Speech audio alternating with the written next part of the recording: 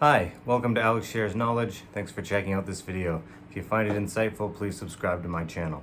The topic of my short video today is aphantasia, or imagination blindness. Before I jump into this, I also just want to say that one of the goals and purposes of this channel is to try to open up dialogues and discussions with people, so please feel free to comment on this video if you disagree with anything or if you have some kind of insight that you'd like to share, and feel free to email me at alexsharesknowledge@gmail.com. And yeah, I'd like to open up dialogues based on any of these videos. So like I said, the topic today is aphantasia. So a lot of you may be shocked to find out that not everybody has an imagination.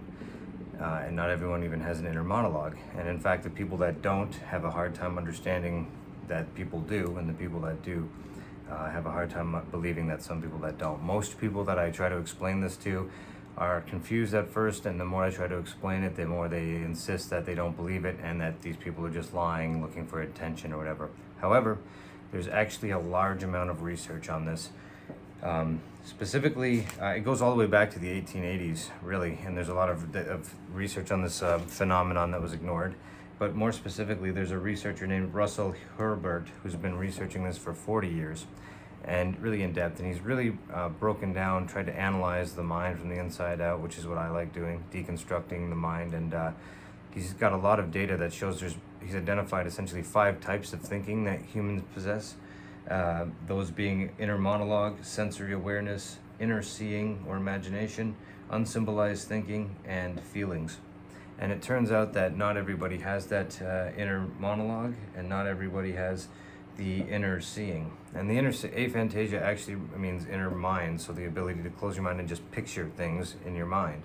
So for example, when I'm reading a book, and this explains now why so many people don't value fiction the way I do. When I read a book like The Hobbit, as I'm reading it, I can picture in my mind, I can see the dragon and the Hobbit stealing the gold, and I can, like, it's like a movie playing in my mind. So that's how much experience I'm getting out of the book. For a lot of people, they don't have an imagination, so they see the words and they kind of understand, they picture like concepts almost, in a sense. It's hard for me to comprehend this because my consciousness doesn't work that way. So in a sense, I almost perceive these people as being like NPCs, as if we're in a simulation, which is weird because modern physics is basically adopting a digital physics paradigm slowly, which models physical reality as information. So it's like we are literally in a type of simulation. And it seems like some people are almost like NPCs.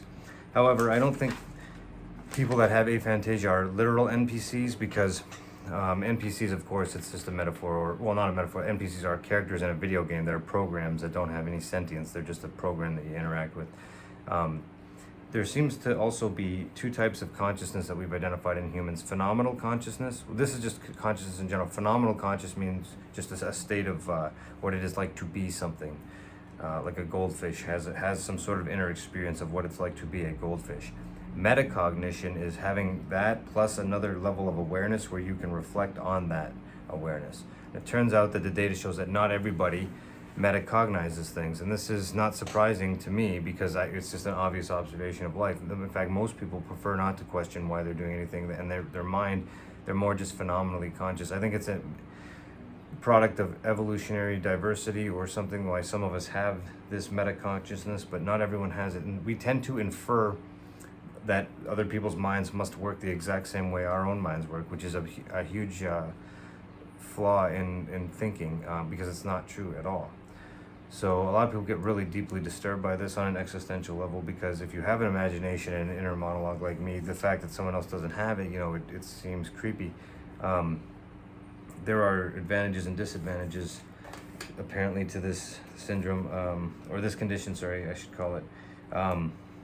People with no internal monologue, also, for example, one disadvantage with aphantasia with no inner imagination, they can't remember the faces of their loved ones after they die, which is like quite shocking to me, but this is what the data seems to show. So there was a researcher named Sir Francis Galton in the 1880s who first started doing research, doing questionnaires and surveys and getting feedback on people on how they pictured things and how their mind worked. And he started to realize, like, in his estimate, over 10% of the population, or at least 10% of the population, seemed to have no imagination at all, which is really interesting. And then again, like I said, there's been a more recent research over the last 40 years by Russell Herbert. But another interesting thing is in the early 2000s, neurologists at the University of Exeter encountered a patient who developed aphantasia after a surgery of the brain. So there is a correlation here between brain surgery and or the brain condition of the brain and this ability to have it, because people have developed it or have developed it or lost their imagination after types of brain injury. What's interesting about this from a deeper philosophical level is that I don't believe that the mind itself, the brain is like an apparatus that interprets reality for consciousness, but the mind exists independently of brain activity. So for example, it's not controversial, like psychedelic drugs quiet brain activity down almost entirely, and yet people have more vivid conscious experience and more heightened awareness in that state. So the mind-body connection is a deep mystery, but there seems to be some data that shows that it's obviously there's a neurology behind this.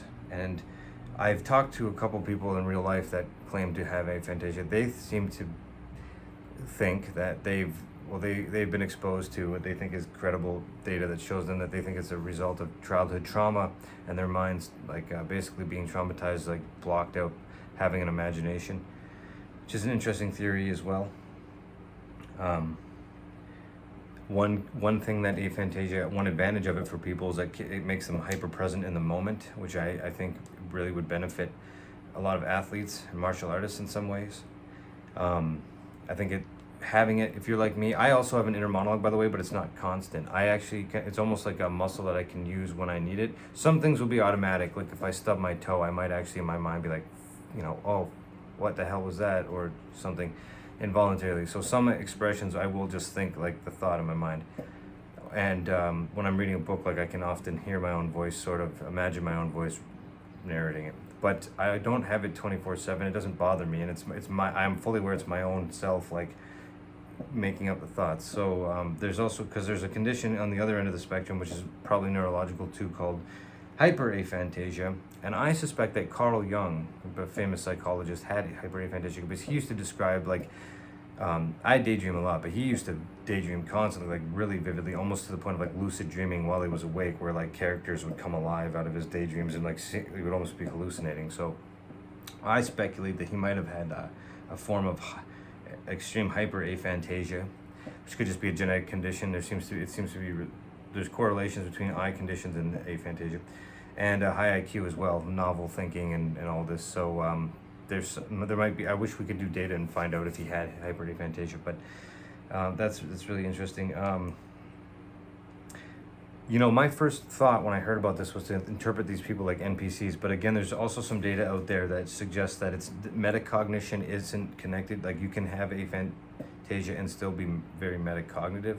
So these people that have aphantasia are not necessarily even unmetaconscious.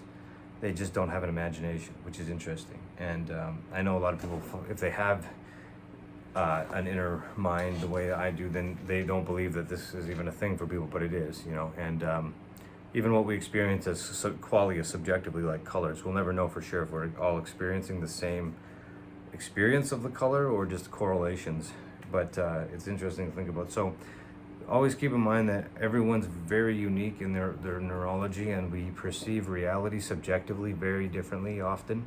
We assume that things are roughly correlated, probably because of evolution. So what I experience as green is probably very similar to what you experience as green.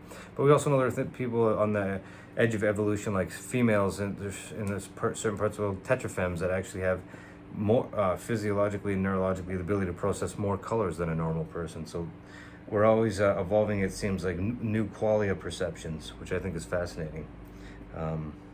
So that's all I wanted to share with you today, but I wanted you to be aware of that because it's really interesting. It might explain a lot more about some human behavior and why some people you can relate to them more than others, why some people don't value literature or meditation the way I do. But aphantasia is a condition that people have. Not everyone has an imagination or an inner monologue, and that's something to think about. So thanks for checking out this video. Please subscribe to my channel and like this video. I'll see you guys next time. Take care, everyone.